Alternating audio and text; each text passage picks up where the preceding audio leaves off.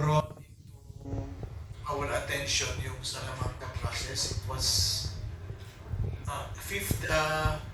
We were speaking of 20, or rather 1550 and 1551 and all that, and 500 years later, yung sa Trujillo, yung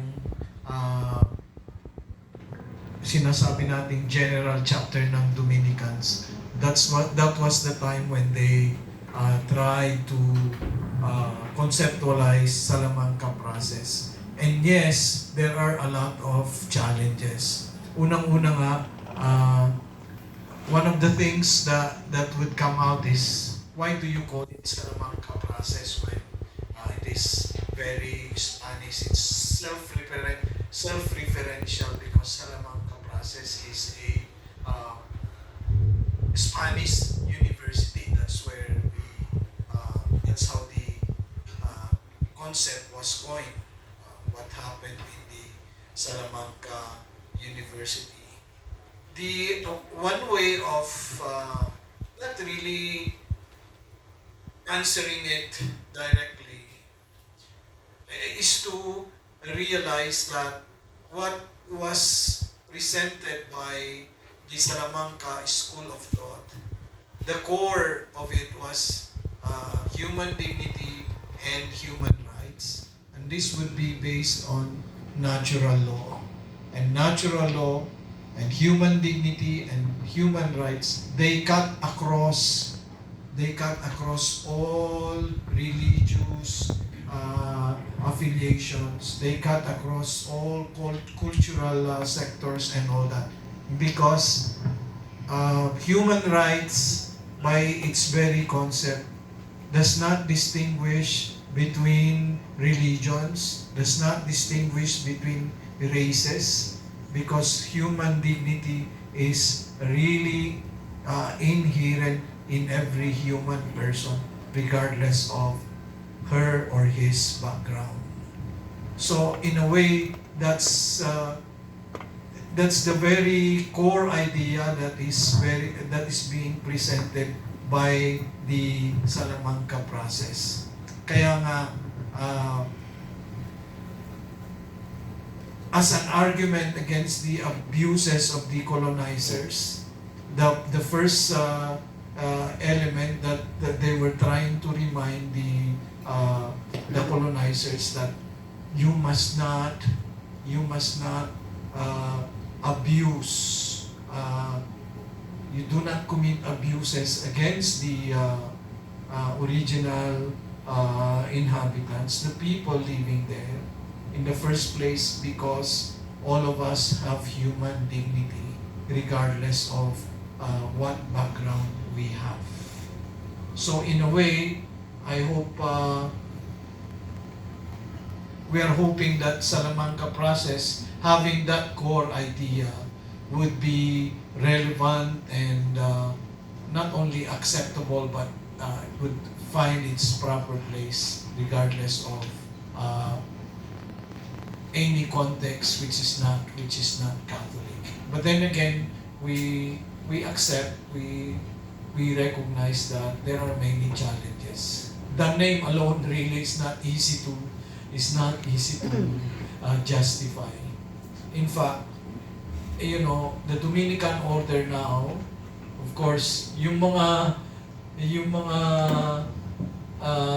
countries na may abuses, of course, including the Philippines, but as I mentioned before, not as serious as the ones in South America 5 centuries ago.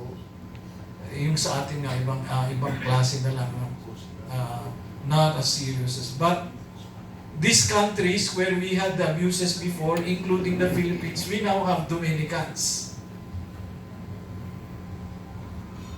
So one of the international kasi yung general chapter ng Dominican order, nung pinire-revive itong kinoconceptualize yung historical background ng Salamanca process. Siyempre, yung mga present-day Dominicans now, where belonging to the countries where the abuses happened even centuries ago, 5 centuries ago, sabi nila, medyo mahirap yata yung i-ano sa amin. I mean, in speaking of nomenclature, kasi ang referential, parang self-referential, may pagka-Eurocentric yung Salamanca process. But then in the order, since ito yung historical context, we're trying to explain that actually it does not have anything to do essentially with Salamanca University itself. But the thing is, it's about human rights. It's about human dignity. And the need constantly to have a proper theory and really proper action, because they always go together.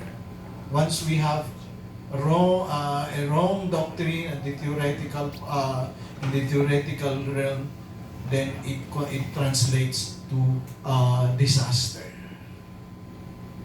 We know that there are ideologies now. Communism is one. Materialism also. We have relativism and all of these things. So, Salamanca process is a search for truth and the application of truth, with special emphasis at the academy. Thank you. On the technical side, if you study the School of Salamanca, you'll be surprised it's not a Dominican thing. It's not even a Spanish thing.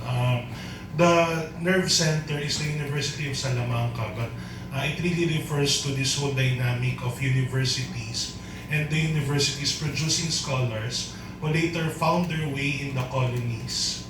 No? And these scholars continue to correspond with the scholars, with the school in Salamanca and elsewhere in the Iberian Peninsula. So that interaction between academe and field among scholars who also studied, no?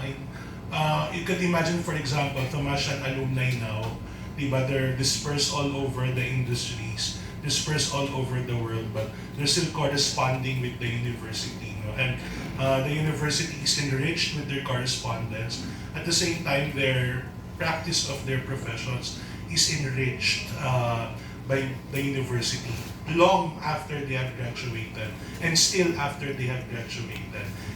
It's not even limited only to theology, but it also encompasses law, human rights, the central component, as Father said, no, economics, and many other things. Kaya nga, hindi rin siya malilimit. It's something very, you can have a wider interpretation of Salamanca, but of course, there's a specific Salamanca school linked to